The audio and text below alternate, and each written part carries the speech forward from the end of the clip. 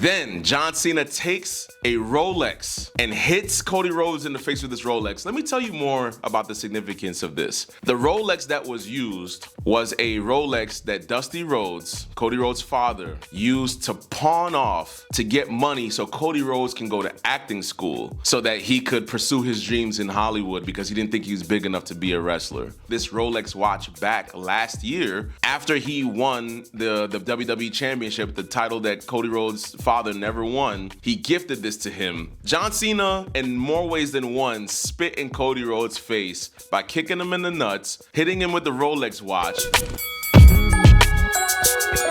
Welcome to episode 2 of the Main Event Mindset Podcast. So much exciting news happening today, happening this week in wrestling. Arguably the biggest heel turn of all time, definitely the biggest heel turn of this generation.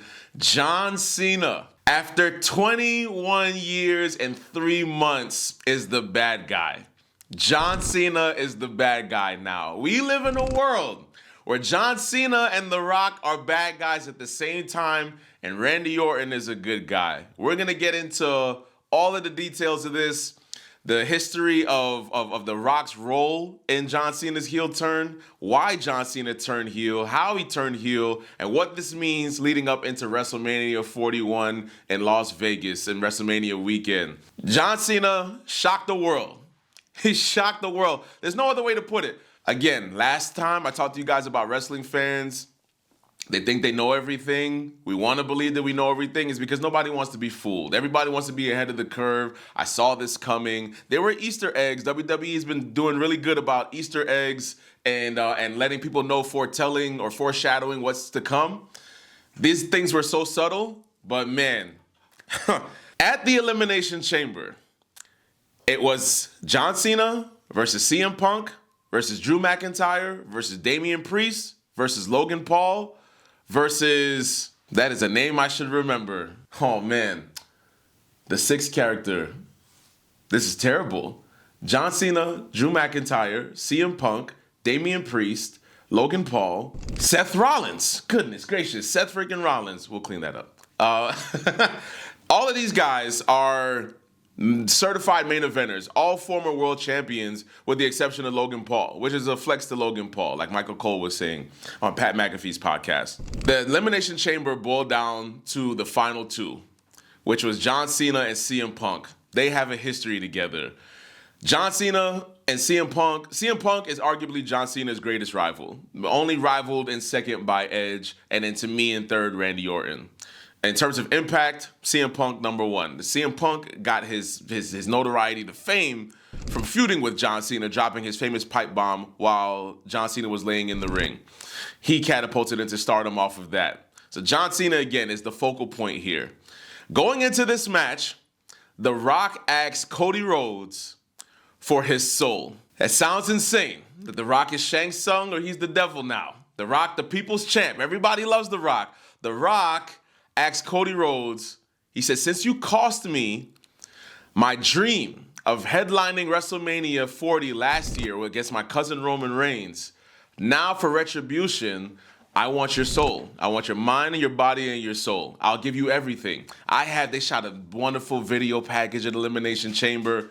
The Rock, with his millions of fans, the most followed American man on social media. Moana doing $1.2 billion. You're seeing his $1 million smile. Everything The Rock touches turns to gold. He can't do any wrong. He's got Papa Tui skin cream. He's got Hollywood deals. He's got just everything. He's TKO board of directors, not just above WWE, but TKO board over WWE and UFC. It's just everything, Midas touch. Just Cody Rhodes, you screwed me, but you've been a great champion. You've been a great quarterback for this organization. I give you your flowers. We've been brother. We drink Terramana off camera. Terramana tequila all day long. Just all the goosebumps, man. I'm just happy. Our fathers are best friends. Our fathers were friends in the business. Our mothers hang out with each other. Let's say, I know your daughter. I know your family. You know my family. We're brothers.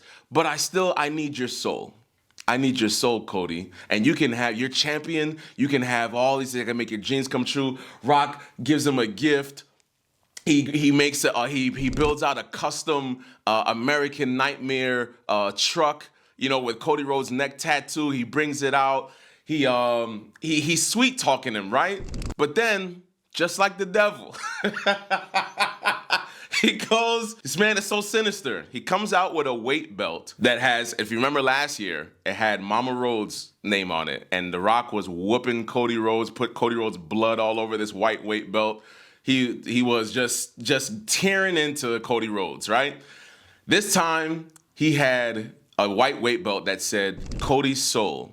And then it had a date. It said June 11, 2015. You know why that date is so important? It's the day that Dusty Rhodes died.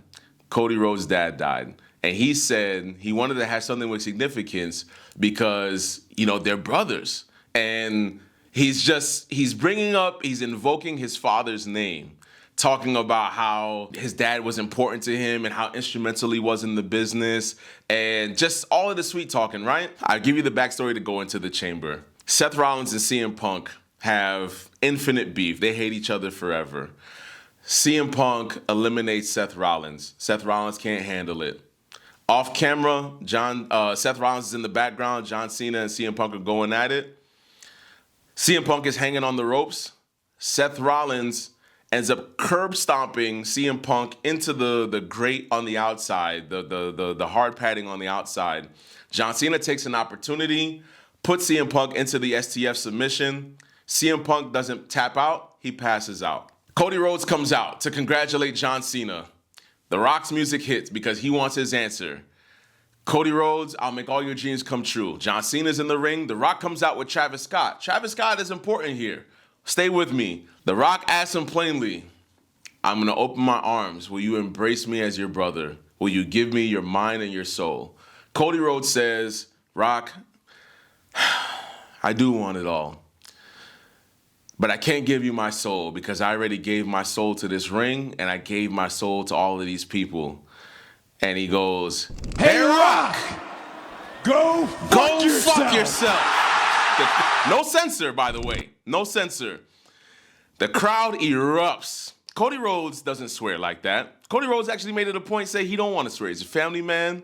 John Cena is in the background. Yeah, Cody, you tell The Rock off. You're just the crowd. Everyone's cheering Cody, right? Rock is stoic. Cody Rhodes turns around. He hugs John Cena. The Rock gives the cutthroat symbol. As John Cena is embracing Cody Rhodes, John Cena's face turns stoic, looking at The Rock, pushes Cody off a little bit, kicks Cody Rhodes in the nuts. Crowd goes nuts. Shocker. Then John Cena takes a Rolex and hits Cody Rhodes in the face with this Rolex. Let me tell you more about the significance of this. The Rolex that was used was a Rolex that Dusty Rhodes, Cody Rhodes' father, used to pawn off to get money so Cody Rhodes can go to acting school so that he could pursue his dreams in Hollywood because he didn't think he was big enough to be a wrestler. So there's so much detail and nuance in this, so much family history tied into this. And Triple H and Nick Khan gifted Cody Rhodes this Rolex watch back last year after he won the WWE Championship, the title that Cody Rhodes' father never won. He gifted this to him because they found the money. They found the watch. They found the watch that he pawned it off at, and they gifted it back to him. It was an immediate gesture. So John Cena, in more ways than one, spit in Cody Rhodes' face by kicking him in the nuts, hitting him with the Rolex watch, and then Travis Scott. Travis Scott is not a wrestler. Travis Scott is a musician. He has a great relationship with Triple H and the WWE, clearly, because the whole time you're watching this, you're like, why is Travis Scott here? Why are you here? What did you do to get in position to be on camera on one of the greatest heel turns of all time? Travis Scott was burning sage in the corner. It's like, you should have known some evil stuff was about to go down. Why is this man burning sage? First, he was coming out the Jey Uso smoking blunts in the crowd, and then this guy's lighting sage in the ring. And Travis Scott slapped Cody Rhodes and punched him, gave Cody Rhodes a legitimate black eye. slapped him in the ear, popped his eardrum. So Cody Rhodes wasn't on Raw. He had to wait till SmackDown to talk about this. So Travis Scott, he's in good graces with the higher ups, but some people backstage got a legit problem with with Travis Scott. And Travis Scott got to get his receipt. Travis Scott has to learn how to eat at Crossroads. That's what I'm waiting on, because in this business, I'm not in the business, but I will be. But the point that I'm making is you got to get your receipt. A receipt is when somebody stiffs you, they do something they're not supposed to, and you don't know that it's coming, and you got to get your receipt. So Travis Scott got one coming back to him. And, man, the reason why this heel turn is so big is because John Cena has been a babyface since November of 2003. John Cena has the Guinness World Records of the most wishes granted by any celebrity of all time. That's not a work, that is real life, that is real stats. That means that for kids' dying wish, they want to see and meet John Cena if it's the last thing they do, if they can have anything in the world. John Cena was that guy. Kids in the crowd crying. You had fans online saying that John Cena is now Break a Wish. They had these campaigns talking about Break a Wish. And this is how you know that the fans still have influence on the product, because Break a Wish, WWE, according to Fightful, actually filed a trademark for Break a Wish. That is some of the funniest crap I've heard of in my entire life. And if John Cena comes out with gear saying Break a Wish, oh man, the dark humor in me is just gonna be loving it. And we know there's some sick fans out there. Something about the fan base that loves a good heel. Everybody can't be a heel, but we just love it. We just love it because it is so hard to be the upright, I'm always going to take the high road. I'm always going to do the good guy thing. I'm always going to turn the other cheek. Doing that for years, day after day, year after year, it's a lot. So to see John Cena do that and finally pull the trigger, it's insane. So I know that the older generation is going to say nothing's bigger than Hulk Hogan turning heel in the NWO Bash at the Beach 96. That fan base, I'm sure, is the biggest thing to them. This heel turn is going to be talked about for a very long time. There's so much to unpack, but I think that this heel turn makes the WrestleMania main event so much more interesting now, because Cody Rhodes is essentially the protege of John Cena. Cody Rhodes used to drive John Cena around for 2 years just to soak up all the knowledge, because John Cena was the standard. And what makes that so funny is John Cena heard that when Cody Rhodes said that on SmackDown, and he posted a picture of Denzel Washington from Training Day. And then Denzel's character was driving around his protege, and then he turned on him. It's just brilliant stuff, man. So I love the direction that this is going in, because it shook stuff up. The road to WrestleMania was a little bit stagnant. It's because a lot of the main characters weren't on TV. And now everybody's in place. CM Punk roasted The Rock and John Cena. He got on camera on Raw the next night, and he said, John Cena, the world now knows what I've known for the last 20 years. And for the last 20 years, you've been feeding these kids. You've been feeding them this. And the first time I gave you benefit of the doubt, and he goes, you and The Rock, both of you bald frauds, I'm going to expose both of you when I get my hands on you guys and I see y'all down the road. The Rock, you think you're bigger than everybody else. You're some bigger star. You couldn't grace us with your presence. You come out and you slap your arm with your fake goosebumps and all these things, thinking that you care about this business. You don't really care. It was fantastic. Randy Orton on SmackDown. This man said, John Cena's been on top of the business for so long, and now he's The Rock's bottom. Giving new term to the meaning rock bottom. I thought that was hilarious. The crowd didn't really react, and I like that, because it shows, unless you're an adult and you know about that community or those positions, kids shouldn't know. And so the crowd didn't really react, but as adults, we know, and I thought that was a hilarious play on words. And, people say that John Cena now, he gave up. He's so desperate to win a 17th World Championship because this is his retirement tour. He's never been. This is the most inconsistent John Cena has been. He hasn't main evented WrestleMania in a long time. He hasn't won a match in like over 5 years. So a singles match. So anything of significance, this turn is because he's desperate to win title number 17. So it tells a story there. And man, it heats up the road to WrestleMania. Now, we're going to talk about the second biggest story in WWE right now, in my opinion. You see the shirt, ladies and gentlemen. I got on the shirt from the EST. It's Women's History Month, okay? Bianca Belair is the standard right now in WWE.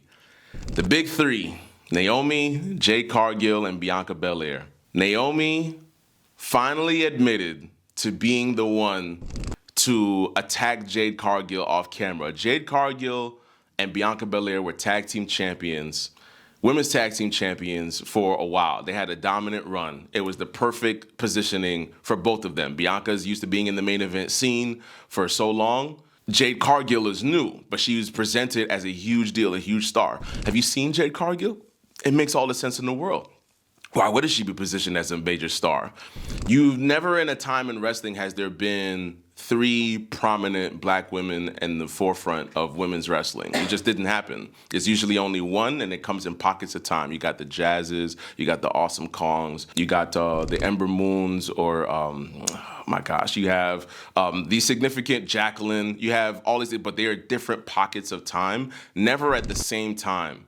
And so that's what made the big 3 so special for black wrestling fans. And if you're a fan of black women, you're loving it. So that's what makes this thing hurt for fans so much. So Naomi admitting that she attacked Jade Cargill, if you watch SmackDown, it was the best type of soap opera thing you could do. The acting chops here were incredible. And before we talk about SmackDown, let's go to the Elimination Chamber. Jade Cargill's been off camera for months. Naomi stepped in and said, I'll be your tag team partner. I got your back, so you don't have to relinquish the tag team titles, right? They ended up trying to frame Liv Morgan and Raquel Rodriguez. Liv Morgan and Raquel Rodriguez, they had said they had nothing to do with it. Even though they were heels, they had a bad reputation, this, that, and the third. They said we didn't have anything to do with it. They had a great run, Bianca and Naomi. Bianca and Jade had a great run. But at the Elimination Chamber, when it was Bianca Belair, Bayley, not Raquel Rodriguez, Roxanne Perez, Liv Morgan, at the Women's Elimination Chamber, before the match even started, we had Naomi entering last, and she was going to square up against Liv Morgan. So you had the tension building up on them being able to earn their receipt and give a fade for Liv Morgan and Raquel Rodriguez winning the tag titles off of Bianca Belair and Naomi. Before the chamber even closes, Jade Cargill's music hits. So she's been gone since November, comes back in March. Jade Cargill makes a beeline. You think Jade Cargill is coming for Liv Morgan? Liv Morgan covers her face. She acts like she's gonna hit Liv Morgan, turns around, elbows Naomi in the face. Crowd is going nuts. They're cheering this. They're like, because the crowd knows it's not as easy as Liv Morgan attacking Jade Cargill. Bianca Belair puts on the performance of a lifetime. She's trapped in the pod. She can't defend her friend. So she's screaming. She's like, no, Jay, what are you doing? It's Liv, get Liv. She's in shambles. Jade Cargill is beating Naomi down, throwing her into the plexiglass in the pod, giving her a big boot. The chamber door, when you have to exit, Naomi is crawling out. Jade Cargill takes the chamber door and slams it on Naomi's head. The crowd is going nuts. Bianca's in shambles. People are shocked. Bayley's shocked. Alexa Bliss is shocked. That's another thing, because Alexa Bliss is tied to the Wyatt Six, and the Wyatt Six don't like when you turn on your family. So we'll see if that leads to anything. But man, these events were insane. And the crowd, and they're in Canada, by the way. Canada is known as, WWE used to like to call them Bizarre World, because Canada traditionally likes to cheer the heels unless you're a Canadian hero like Bret Hart or Trish Stratus or something like that, or Edge. So Jade Cargill beating Naomi helped the crowd get chants of na na na na na na na na hey hey hey goodbye. And it just shows you that the fans like blood. It's like the modern day Roman Coliseum. As long as there's blood and chaos and damage, they are here for it. And so this ties into what Naomi said on SmackDown. Naomi was on SmackDown. She told Bianca Belair, after Bianca Belair asked her, Naomi, what is going on? Did you do it? Naomi said, I need you to lock in with me, Bianca. Who was there for you when Jade Cargill couldn't compete? Who defended the tag titles with you? Who's had your back? And Bianca said, you talking about everything except what I want to hear, which is what most liars do, right? You ask them a point blank question and they talk about everything under the sun except for what you want them to talk about. I'm a long-winded guy. So some people will be like, Curtis, you're full of crap. That must mean you lie all the time. No, I'm long-winded. I'm going to tell you the truth. But Jade and Naomi's dialogue about Jade, which was the most interesting here, because she said, I've always wanted to say this, but I didn't because I wanted to spare her feelings. I saw Jade come in and ride your coattails. She generated success off of your success, Bianca. You were the standard. You're the peak, and Jade comes in knowing nothing. She rides your coattails, and I didn't want to, hurt her little feelings. And she's playing off of what a lot of the fans or the internet and critics of people that like ring work. If you're a fan of mic work or ring work, or just personality, there's a bunch of different categories as to why you like a wrestler. And a lot of Jade Cargill's criticisms, but she's new, by the way. She only started wrestling, her debut was in 2020.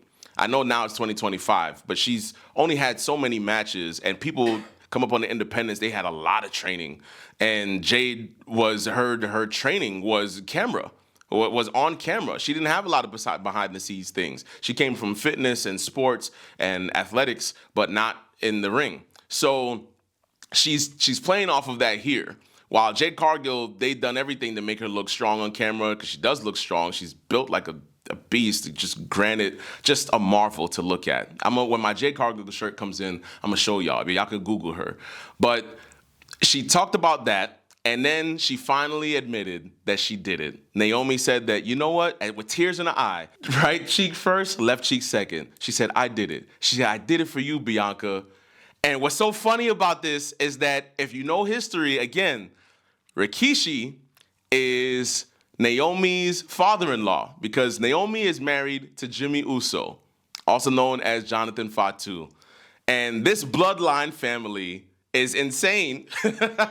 Because who would have thought 25 years later, when Rikishi admitted to The Rock that he's the one that ran down Stone Cold Steve Austin because he was holding The Rock back and he did it for The Rock's success, Naomi's here telling Bianca Belair 25 years later the same thing. I did it for you, Bianca. She was riding off your success. You're a star. And then she said, it should have been me and you. Me and you should have been here from the beginning. But y'all cast me aside, and the fans, every time I start to turn up for myself and stand up for myself, the fans turn on me. And she's like, no more. And Bianca said, you know what? I don't even want to look at you. Don't tell me you love me, this, that, and the third. We're done here. Naomi's like, don't come back here. Don't turn your back on me. I did it for you. You just don't understand. And she goes, she calls Bianca an ungrateful.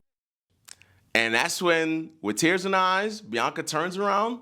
And then Jade Cargill, her music hit again. Jade Cargill comes on camera out of a truck, makes a beeline for the ring, looks at Bianca Belair to the side, like, are you gonna stop me or get in my way? Bianca says, hey, you got it.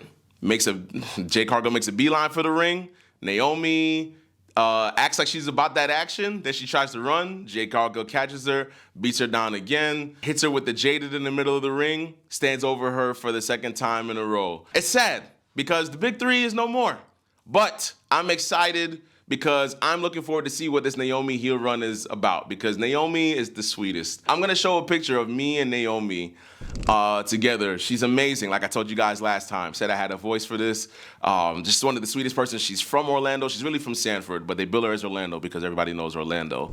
But she's incredible. She's a sweetheart. She's put in a lot of work in the ring, over 10 plus years in the business. One of the most athletic people in the business, dancing background, just a lot of work ethic, high class, top class. And it's just sad because you hate to see we don't get these moments of seeing black women at the top in wrestling and then working together and showing camaraderie. It's usually turning on each other, doing some dastardly things. So that's what makes this a little bit more sad. I was sadder than I thought. I knew this was coming, but with all the crying and all the things, I'm like, I thought Naomi might have been a little bit more sinister here, but she wasn't. And that's okay, because it's time for character development. I think at the end of the day, what this means is that since Bianca is still going to Wrestlemania to challenge Io Sky for the Women's Championship, I do think they're going to add Rhea Ripley to this for a triple threat match. Bianca has so much going on. Personally, my prediction, I think Bianca Belair, as much as I love her, I think she gets her first WrestleMania loss here. I think it's too much going on.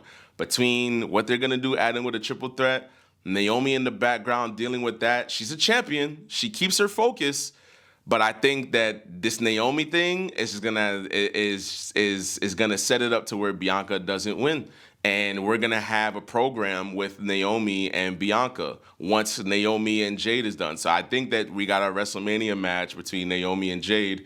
And there's so much going on. So the fallout from the Elimination Chamber, so much going on. You gotta watch it.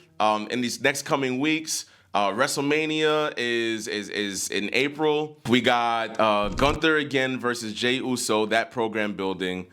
Tiffany Stratton versus Charlotte Flair, which, by the way, at Elimination Chamber, Trish Stratus being in Canada, teaming up with Tiffany Stratton, was a match made in heaven. A lot of people are saying, hey, Dr. Umar, you're going to have to sit this one out, because Tiffany Stratton and Trish Stratus together, that's the land of milk and honey for many. And I understand.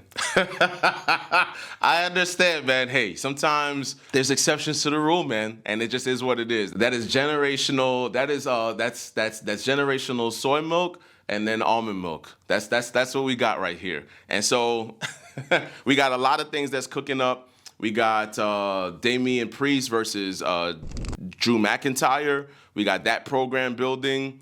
We got the tag title scene. We got the Street Profits trying to get their hands on the tag titles. The War Raiders are still tag champions. There's a lot to look forward to at WrestleMania. We got 2 nights of WrestleMania again in mid-April. It's going to be headlined by John Cena and Cody Rhodes. You definitely know it's headlining night 2. On Raw, coming up, we have a steel cage match between Seth Rollins and CM Punk, because these guys couldn't keep their hands off of each other. And that we're looking forward to seeing the return of Roman Reigns, because Roman Reigns still has to get his pound of flesh. We got a lot of the major players that are coming back soon. So again, you want to tune in to Monday Night Raw, you want to tune in to Friday Night SmackDown. This is the road to WrestleMania. There's a lot of things that are going to be heating up. It's going to be such an exciting time. If you can't tell, I spent all this time talking about 2 major programs. I had to catch up on the history of everything so you know why it's so significant, and what we got looking forward to. So I can't wait to talk to you guys. Make sure that you follow the Main Event Mindset podcast, Main Event Mindset on YouTube, Amazon, Spotify, every streaming platform that you can think of.